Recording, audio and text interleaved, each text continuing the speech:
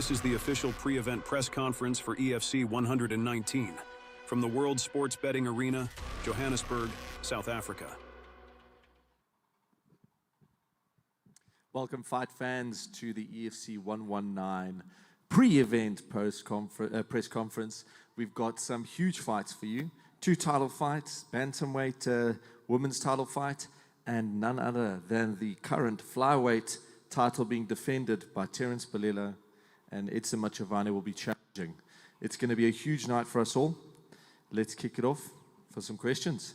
Thanks, Graham. I want to get straight into the main event because it is absolutely probably the best title fight of the year. 2 very equal fighters.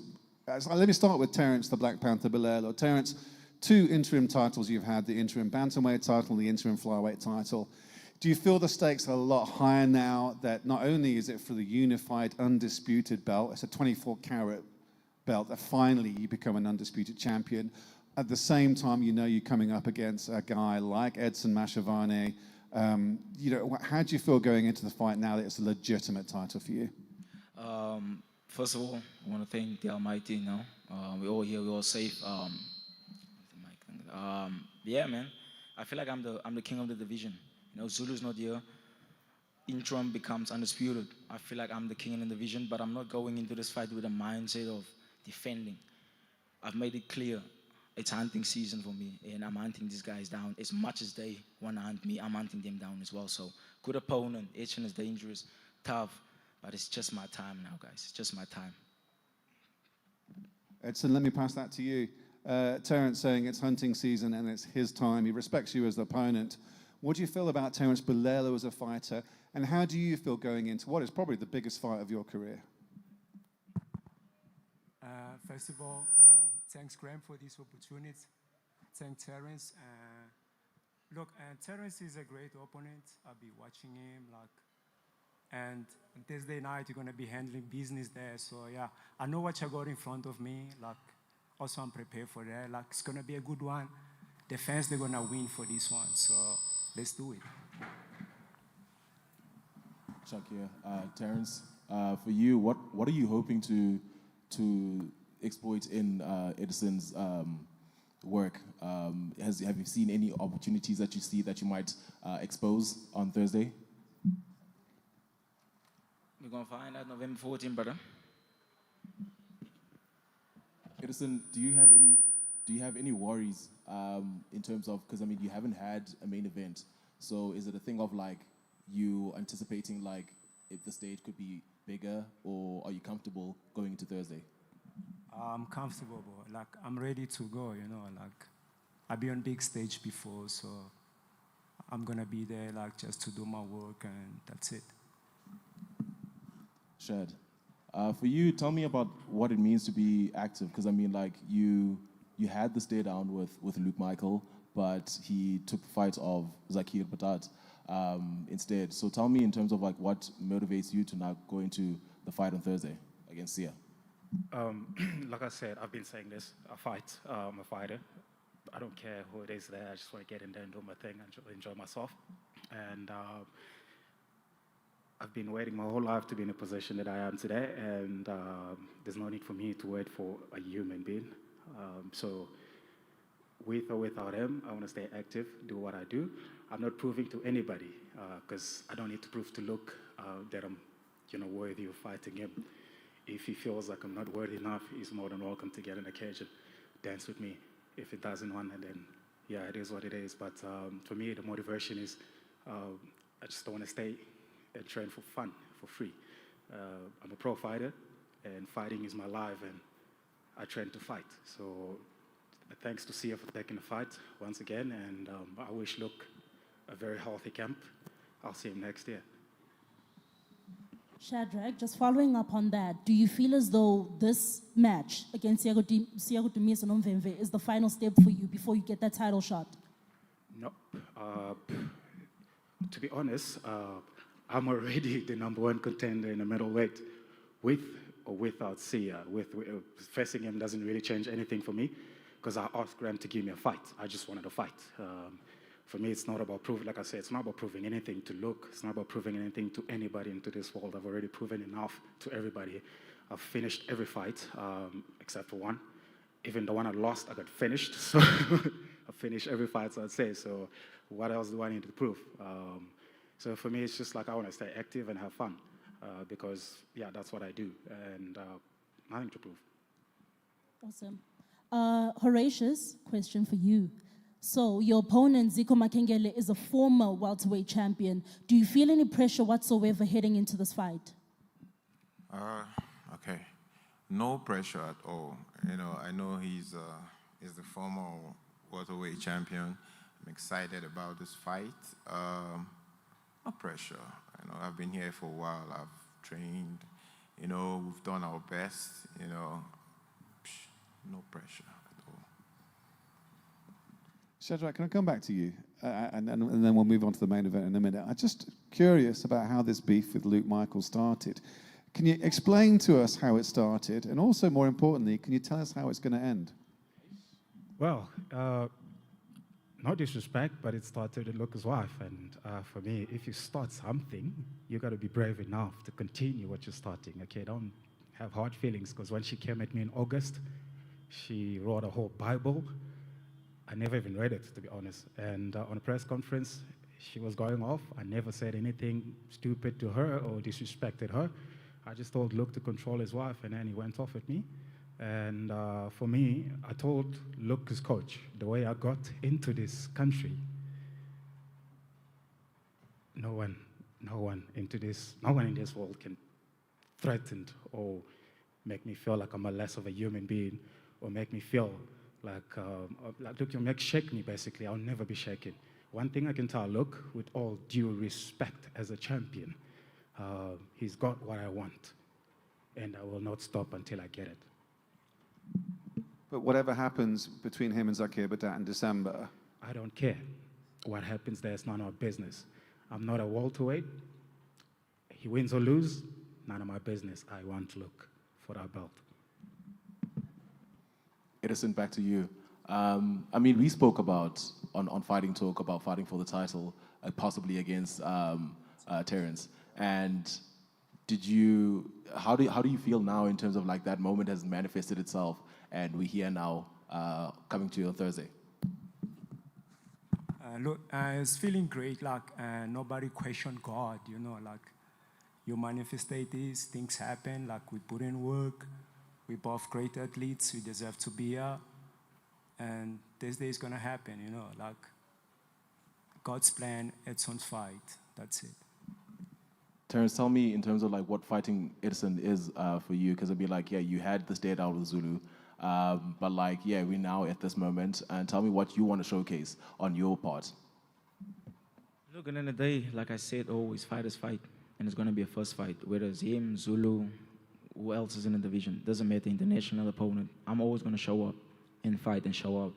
So yeah, I'm just ready to go in there, perform with freedom, natural, and yeah, and just do my thing and showcase my level and show everyone that I'm ready, man, for that. They know what Contender Series, UFC, you name it. Graham, I want to ask you in terms of what does it mean for you having a female title fight on this card in Dana and yeah. Juliet, yeah. Incredible. We've been waiting a long time to get that division going. I think it's been held up quite a bit. And now we've got the talent to really fulfill that slot, which is important. You know, the bantamweights, female bantamweights have yielded some incredible champions. Amanda Lina was the champion in that division. A very, very successful fighter in EFC. And I would have loved to have seen her defend that belt. She'd lost the flyweight belt to Manon Ferro, who's gone on to great things in the UFC. So I would have loved to have seen her defend it, but it didn't quite happen that way. But we've got Juliet, who's an incredible athlete. She's 6'1". She's an absolute brute. Gets in there, gets things done. And Dana, who's obviously a fan favorite here, South African girl, and has proven at every fight that she belongs to be in this hexagon, yielding it for a title. I mean, she puts on huge fights and always leaves there bloody. So I can't wait to see her fight on Thursday, because I think that it's also been a long time coming for her. Her and her camp have been pushing for the fight with Lina. Didn't quite transpire, but we found a legit Nigerian athlete to fulfill that. He's going to be great. Graham, keeping with the women's title fight, I wanted to know, is there by any chance an arrangement with AKO, as Juliet Chuku is part of the AKO championship tournament? Like, is there any arrangement there, or? My understanding of that, as per her manager, is that she has a very loose commitment with AKO. It isn't set in stone. She's looking to, she signed with EFC in order for us to boost her into the UFC. So I think there'll be no going back to AKO, as I understand it. There'll be her trying to get the title, possibly do a defense with us, maybe 2, I'm hoping, and then we're going to try and position her into the UFC if she gets there. But, you know, that's discounting Dana, and Dana's can't be discounted. Definitely. And, of course, this is a major weekend in the world of combat sports. You know, we've got Jake Paul versus Mike Tyson, we've got UFC 309, and we've got EFC 119. Why, in your opinion, is EFC 119 a cannot-miss event? Look, I mean, we represent something that the rest of the world wants, and it's taken us 20 years of hard graft to get there, which is African talent. I don't see that anywhere in the world. I watched some promotion this morning on Supersport, and it was a European promotion, and it wasn't great. We've got Renier Derrida, who's just come in and said, don't sign with 1FC. We've got a lot of guys who are positioning themselves, and they've come through EFC. So if you really want to see no holds barred, we don't hold our athletes down and not let them do what they want to do and advance their careers, promotion, and also promotion where under that pretense they're going to be able to give the best. Because I think that there's a lot of restrictions around current promotions that don't allow them to do certain things. And we don't have that. I mean, every single person that stands up here, sits up here, that gets in there, sits here and goes, I want to be in the UFC. And they know it's not, when you're in the UFC, you put on big fights. But you know what it takes for a matchmaker at the UFC to go, oh, that's a standout guy or girl. It takes incredible fights. And that's what we produce. So you're getting all the precursors to that. You're getting guys at their height of their careers, just about a transition. And that is why you should be watching EFC, because you get the best product and the best athletes about to transition into the biggest platform in the world. Questions for Ndidi Olonu. Ndidi, I just want to pick up on what Chichi's talking about. We're talking about the women's title fight. Juliet Chukwu, a fellow Nigerian. Can you give us, from your perspective, what it would mean for Nigeria to have a champion, a female champion in mixed martial arts? Because we talked a lot about Kamaru Usman and Israel Adesanya. You guys are now part of this new wave. What would it mean for the sport in Nigeria if a woman wins here on Thursday night? You know, it would be great. I think it's going to project Nigeria into a new light in the MMA world. It would be great. It would be really great for her. She's also my teammate back home. You know, I know her personally. Like Graham said, she's a brute. She's a bully, you know, and she's strong, eh? So we should expect some blood in the cage. I hope I'm done fighting before then, eh? Stay with the microphone. Zico Makengele, a former champion. He hasn't fought here, though, since losing to Mark Human, losing the belt, about a year and a half. It's been some time. Is it difficult to gauge where he is after he's been training at CIT with Drickus and the rest of those guys up in Pretoria? Is it difficult for you to game plan now because he's moved gyms and we haven't seen a lot of him for the past year and a half? What do you expect from Zico Makengele? So from Zico, I expect everything. You know, I don't know where he has been training. I don't know how he has been training, but I expect everything. I don't expect him to be the same fighter a year ago. I don't expect him to be the same fighter now. So I expect everything. It doesn't matter where he's training. I expect he has improved a lot, you know, so I'm good. You know, I'm good. I'm ready for everything. Cool, thanks very much. Terence, I'm coming back to you if I may. Wrestling for MMA in Cape Town, up against Creonte. It's more than just wrestling against jiu-jitsu. Both you guys are very well-rounded. If it stays on the feet, do you think you might have the edge? Whether it's on the feet, on the mat, doesn't matter. I'm here to showcase why I'm the best, Simon. And people wrestling against jiu-jitsu, he's got grappling, I got striking. It's time to showcase my whole skill set, man, my full package. I got a lot of tools that I've been hiding.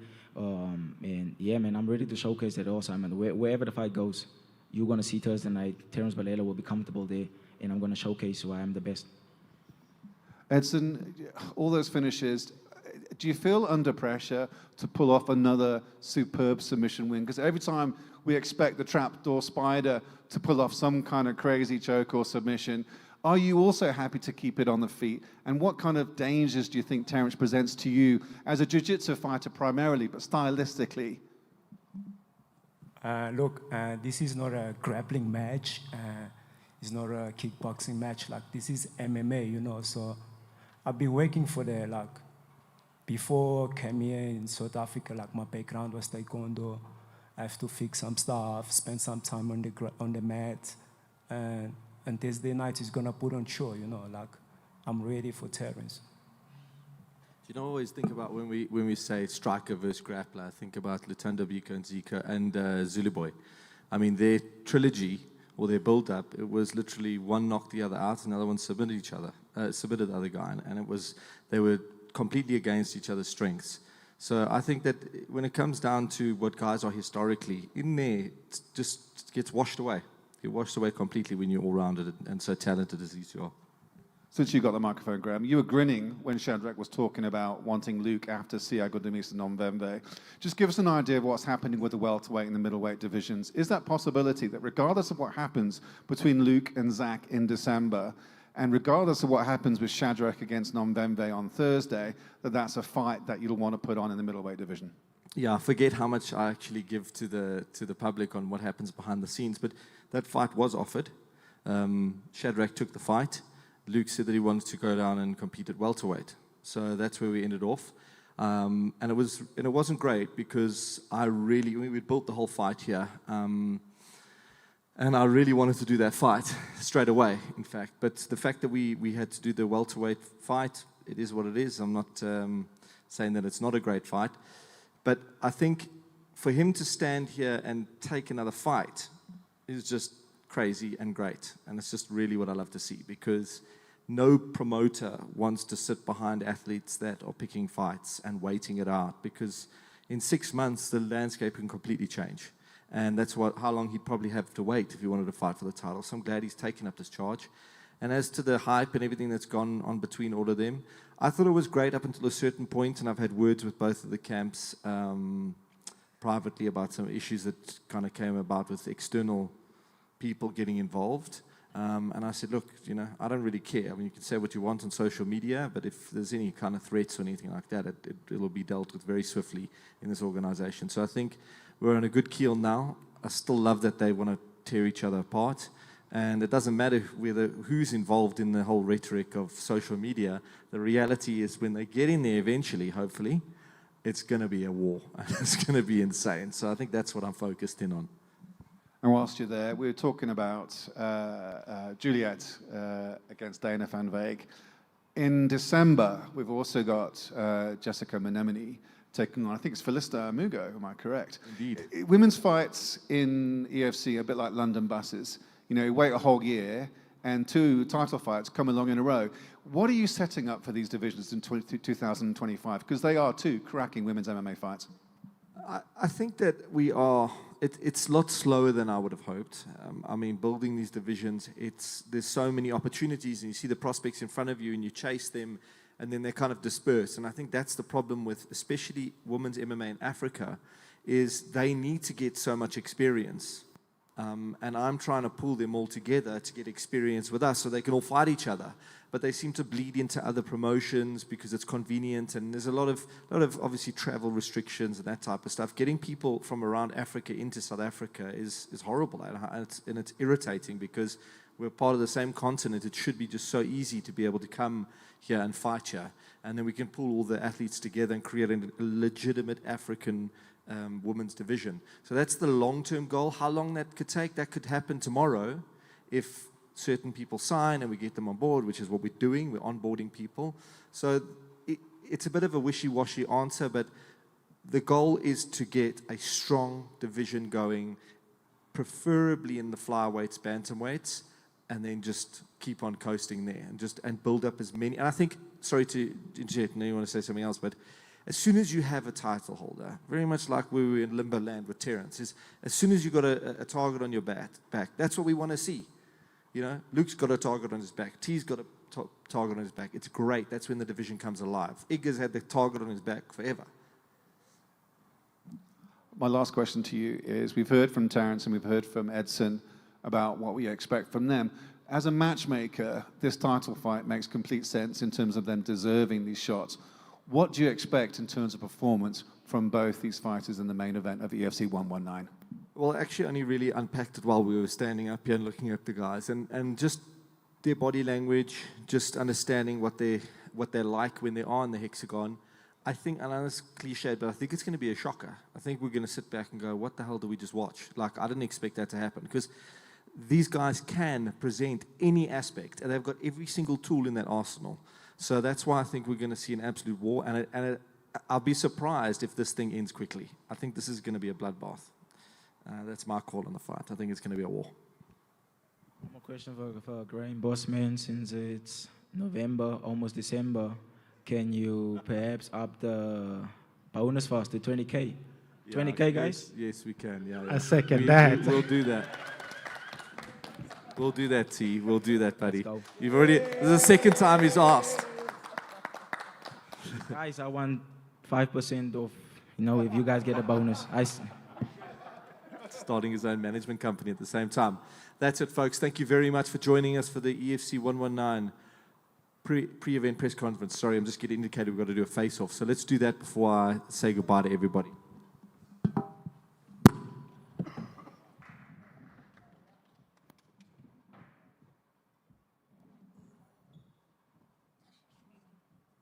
All right.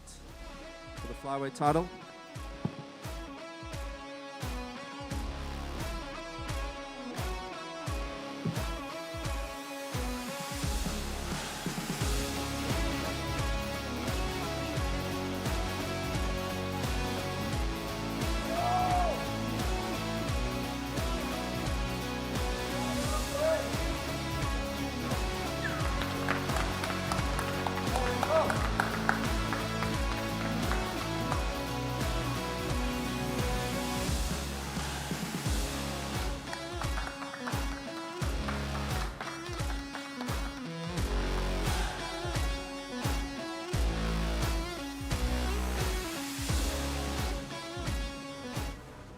EFC 119 will witness two incredible title fights, with a stellar main event featuring interim champion Terence the Black Panther Balelo. Trying to turn into it. Terence is cracking on it. He's inverted, he's getting the tap. Balelo wins. Wow! And Edson the Trapdoor Spider Machavani, vying for the genuine 24-karat flyweight title. Pulling him in. Squeezed on. Into his web. There's the tap. That's a what a win for Machavani. The Trapdoor Spider is just so good. Whilst the co-main event will usher in a new era, when the women's bantamweight champion will be crowned as South Africa's Dana Van Wyk and Nigeria's Juliet Chukwu battle it out for the 135-pound golden buckle. EFC 119, Thursday the 14th of November, Johannesburg, South Africa. Broadcast and ticket details at efcworldwide.com.